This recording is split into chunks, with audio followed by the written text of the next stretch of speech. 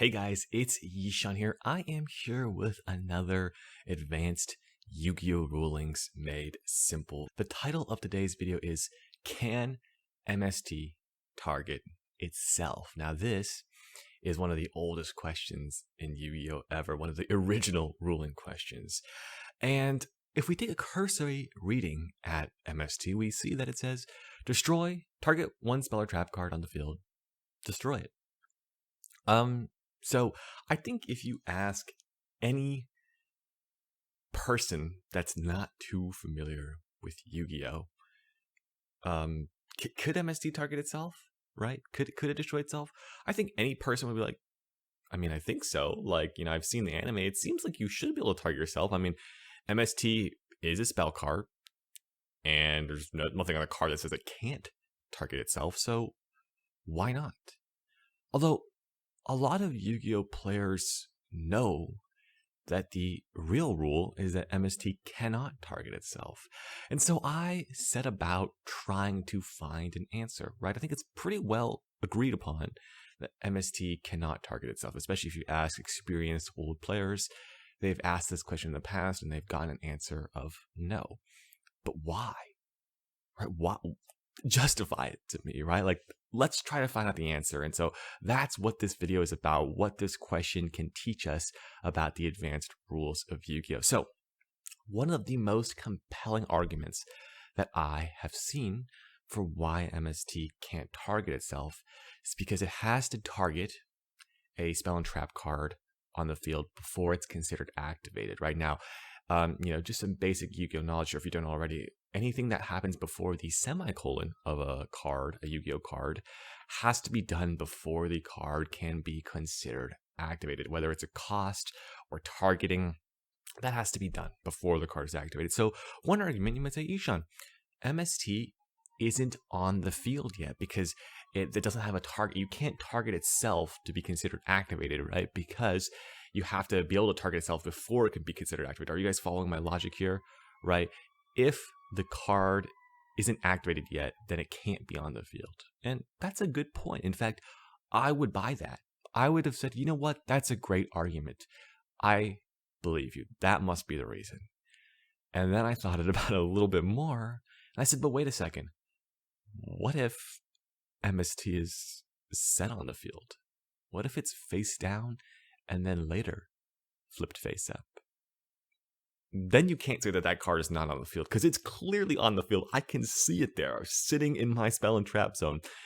Now you can't tell me that that card is not on the field, right? It's definitely there. I can select it as a target before I activate the card, and that should totally be fine, right? It's definitely there. And then, well, okay, well, hold on a second, Yishan. Actually, it turns out when you try to activate a card, some people will say it actually goes into a place called Limbo. I like to call it the Shadow Realm. I don't like, let's call it the Shadow Realm, right? It's Yu-Gi-Oh! Related. I'm going to call it the Shadow Realm. This mystery zone, this mystery location where cards go before they can be considered successfully activated. And because of that, Yishan, that's why you can't have MST target itself. And I looked into this. And I said, is that true? I looked into the activation negation window, looked into activation negation, and that is not true, actually. Even when spell and trap cards are being in the process of being negated or the process of being activated, they're still considered to be on the field. So that sort of dismisses that argument as well. Okay, if it's on the field, why can't it target itself? And the best answer, and the one that is the correct answer, is that it's just a rule. It's just what Konami said. It doesn't affect itself. Cards like that, all these quick play normal spells and traps, basically cards like spell and trap cards that wouldn't stay on the field forever after you activate them, just can't affect themselves. They just can't, by rule.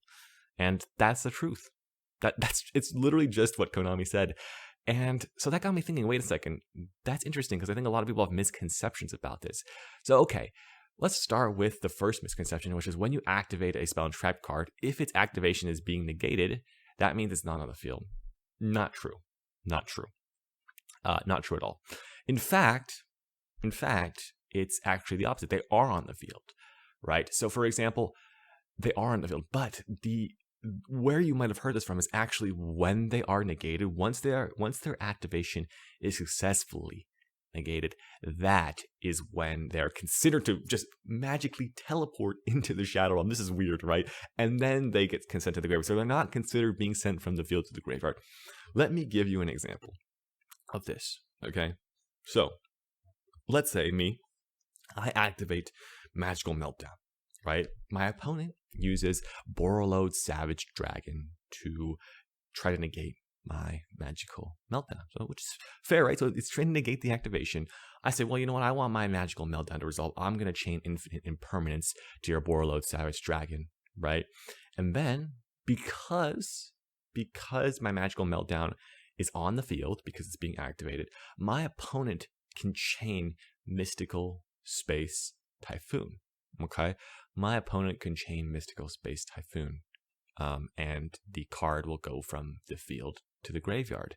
Now, if my opponent didn't chain Mystical Space Typhoon, and I didn't chain Infinite Impermanence, that spell card would have went from the field, my Magical Meltdown would have went from the field into the Shadow Realm and then sent to the graveyard. It would not have ever been considered to be on the field, or it would not have been considered, it would have been considered to be on the field, but it wouldn't have been considered to be sent from the field to the graveyard, which is a little strange, to be honest, because it was just on the field, then it went to the Shadow Realm, then it went to the graveyard. Now, is this the same for monsters? No, actually, when you inherently summon something, and when I say inherent, I mean a summon that doesn't start a chain, like when you a normal summon, or you Xyz summon, or you synchro summon, or you link summon, or you flip summon, any of these things, right? Or you special summon like a Cyber Dragon. These things are inherent.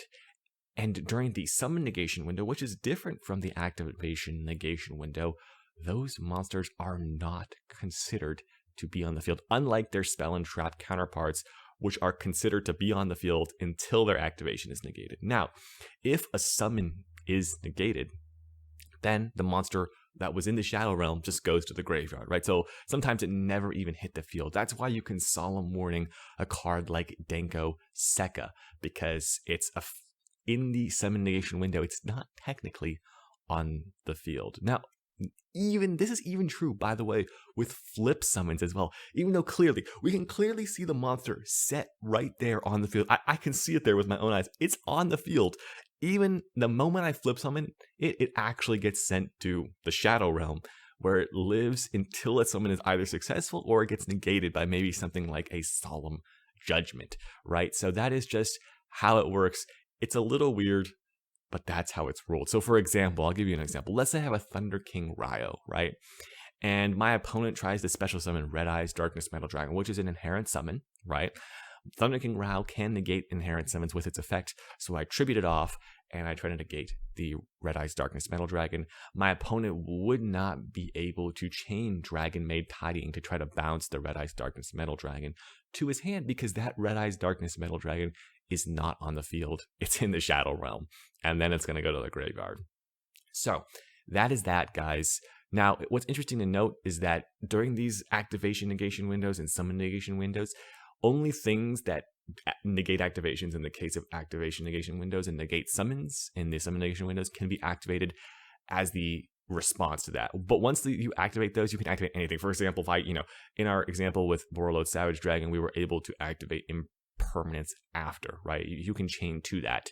The only thing that can negate an activation has to be like the first one in the chain. So hopefully that clears that up, right? So you can just sort of activate whatever you want once you activate something that negates something. Obviously, when you activate a counter trap, though, you have to follow spell speed restrictions, right? So you can only chain counter traps. But other than that, guys, that is sort of what I learned from this whole MST debacle of when I was really trying to figure out why MST couldn't target itself. I went on this big loophole, this big rabbit chase, and I tried to figure out what the heck is the case here, and turns out that is the case. So this is what you need to know about activation negation and summon negation. Hope you guys learned something new. If you did, subscribe, leave a comment, like the video. I would appreciate it a lot. I'm also doing a commentary for the Dragon Rider Championship Series. Crazy cash prizing. I'm going to put up the banner right now. I mean, it's ridiculous. Spots are about to fill up, so go check that out in the description below. Otherwise, guys, Thank you for watching the video. This was Advanced Yugioh Rulings Made Simple. My name is Yishan, and I hope to see you in the next one.